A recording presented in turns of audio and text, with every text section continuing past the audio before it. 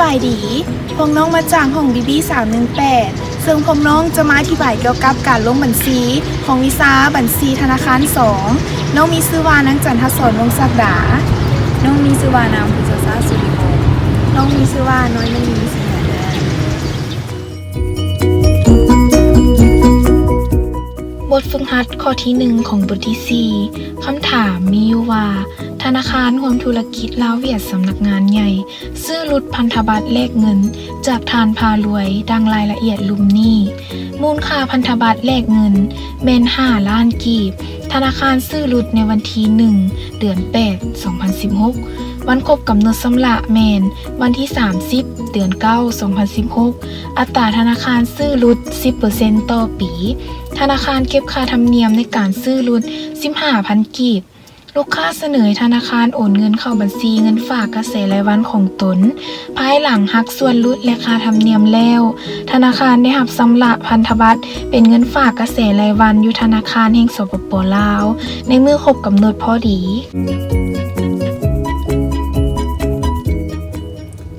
ซึ่งวิธีแก้ของเฮาเริ่มต้นเฮาจะคิดไล่อายุของพันธบัตรแต่มือซื้อจนถึงมือครบกำหนดซึ่งมือซื้อเป็นวันที่1เดือน8 2016แล้วมือครบกำหนดเป็นวันที่30เดือน9 2016ซึ่งเดือน8จะมีอยู่31วันแล้วเดือน9มีอยู่30วันเฮานำเดือน8แล้วเดือน9มาบวกกันแล้วมาบวกให้วันธนาคาร2วันรวมกันเป็น63วันเมื่อเฮาคิดรายจำนวนวันแล้วต่อมาธนาคารคิดรายหาส่วนลดจำนวนเงินส่วนลดแม่นเฮาจะนำเอามูลค่าพันธบัตรแลกเงินจำนวน5 ล้านกีบมาคูณให้อัตราซื้อลดจำนวน 10% ต่อปีแล้วมาคูณให้63วันที่เฮาคิดรายไปมาหารให้360วันเท่ากับ 87,500 กีบแม่นผลที่เฮาจะได้รับแล้วหลังจากนั้นเฮาจะคิดรายหาจำนวนที่ต้องจ่ายให้ลูกค้าซึ่งจำนวนที่ต้องจ่ายแม่นเฮาจะนำเอามูลค่าพันธบัตรแลกเงินจำนวน5 ล้านกีบมาลบให้จำนวนเงินส่วนลดแล้วมาบวกให้ค่าธรรมเนียมซึ่งจำนวนที่เฮาต้องจ่ายให้ลูกค้าแม่น 4,897,500 กีบเมื่อเฮาฮู้จำนวนเงินที่ต้องจ่ายให้ลูกค้าแล้วต่อมาเฮาจะลงบันทึกบัญชีวันที่1เดือน8 2016เป็นมื้อที่ธนาคารซื้อรุดพันธบัตรแลกเงินเบื้องนี้เฮาจะลงเป็นบัญชีซื้อรุดรหัสแมน1201110จำนวนเงิน5 ล้านกีบส่วนเบื้องนี้จะลงเป็นเงินฝากกระแสรายวันรหัสแมน1131110จำนวนเงิน 4,897,500 กีบต่อมาแมนรายหับล่วงหน้ารหัสแมน2388100 87,500 กีบต่อมาแมนรายหับค่าธรรมเนียมรหัสแมน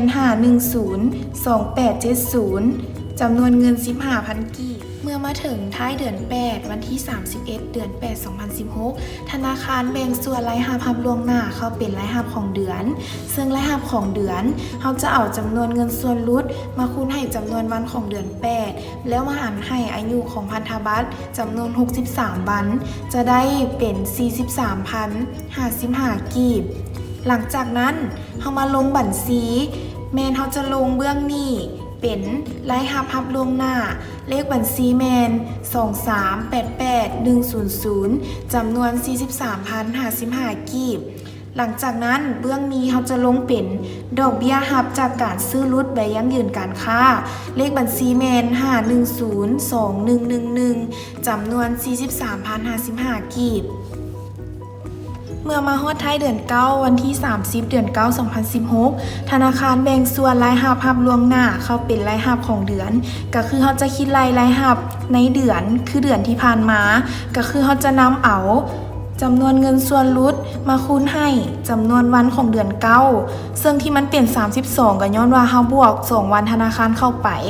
เพราะว่าเดือน9มันจะมีอยู่30วันแล้วมาหารให้อายุของพันธบัตรก็คือ63วันจะได้ออกมาเป็น 44,444 กีบต่อ ต่อมาเราจะมาลงบัญชีก็คือเราจะลงบัญชีเป็นรายรับล่วงหน้าเลขบัญชีแมน2388100จำนวนเงิน 44,444 กีบส่วนเบื้องมีเราจะลงบัญชีเป็นดอกเบี้ยรับจากการซื้อรุดใบยั่งยืนการค้าเลขบัญชีแมน5102111จำนวนเงิน 44,444 กีบพร้อมนั้นได้รับสำหรับเป็นเงินฝากเกษตรรายวันอยู่ธนาคารกลางเราจะลงเบื้องนี้เป็นบัญชีซื้อรุดเลขบัญชีแมน1121110จำนวน5ล้านกีบส่วนเบื้องมีเราจะลงเป็นบัญชีเงินฝากเกษตรรายวันอยู่ธนาคารกลางเลขบัญชีแมน1201110จำนวน5ล้านกีบมาฮอดนี้บทรายงานของพวกเขาก็ได้สิ้นสุดลงแล้วขอบใจทุกท่านที่เข้ามารับชมและรับฟังจนจบขอขอบใจ